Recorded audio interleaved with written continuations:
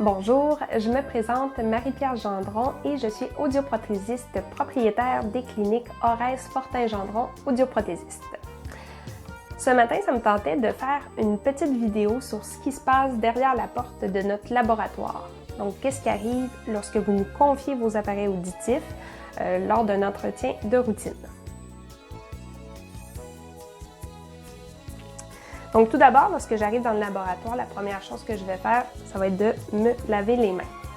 Une fois que c'est fait, je vais faire un entretien assez sommaire de l'appareil auditif, tout simplement en vaporisant le nettoyant sur un mouchoir. Et c'est voulu que je fasse un entretien, un petit nettoyage plutôt sommaire, parce que je veux entendre qu'est-ce que le patient entendait lorsqu'il est arrivé dans mon bureau. Donc, je prends mon stéthoscope. 1, 2, 1, 2, 1, 2, 1, 2. Donc, ça peut paraître étrange, mon mais en fait, c'est des consonnes sifflantes qui sont riches en haute fréquence, donc en sons aigus. Puis souvent, c'est ce qu'on va corriger le plus là, dans les pertes d'audition. Donc, je veux m'assurer qu'il n'y ait pas de distorsion puis qu'il n'y ait pas une sous-amplification de la correction en haute fréquence aussi. Je vais bouger le petit fil de l'écouteur pour m'assurer qu'il n'y ait pas d'intermittence au niveau de la connexion.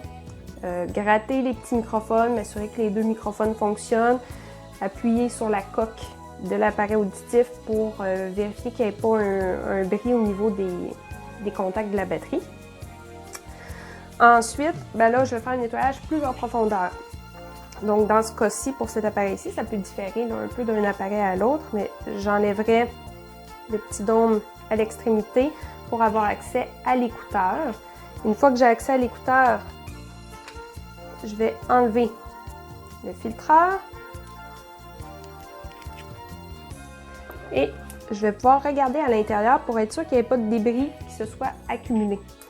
S'il y a des débris, je vais avoir deux options. Première option, je vais aller avec un aspirateur aspirer les débris. Donc, l'aspirateur qui est ici. Et sinon, si je ne suis pas en mesure de le faire correctement, je vais devoir changer d'écouteur au complet. Donc, on a différentes pièces là, dans le laboratoire de différentes marques et modèles d'appareils auditifs. Ensuite, je vais remettre évidemment le petit filtreur en place et je mettrai un nouveau dôme pour le patient. Ensuite, au niveau des microphones, ça va être encore l'aspirateur que je vais passer.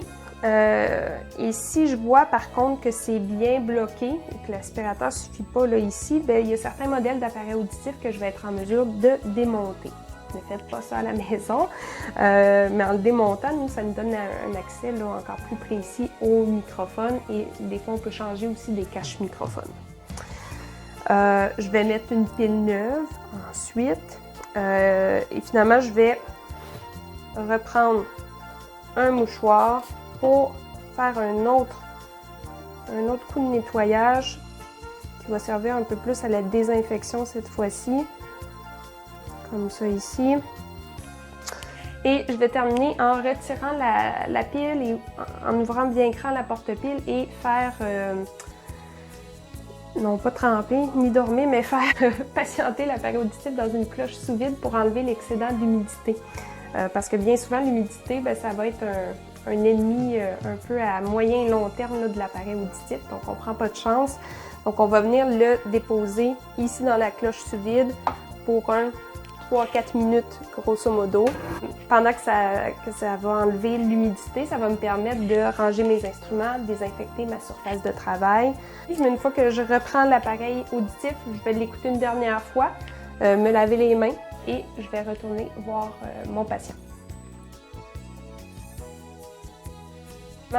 C'est un condensé que je vous ai fait ce matin. Ça nous prend 10-15 minutes là, lorsqu'on fait une bonne vérification de routine. Et puis, ce que ça va permettre, ça va être de prévenir les bris précoces, donc être sûr de prévenir plutôt que de guérir. Et aussi, ça vous permet de vraiment profiter d'un rendement optimal de vos appareils auditifs, d'être sûr que tout fonctionne bien, puis qu'ils sont à la bonne force là, vraiment, et qu'on n'en perd pas là, graduellement au fil des mois qui passent.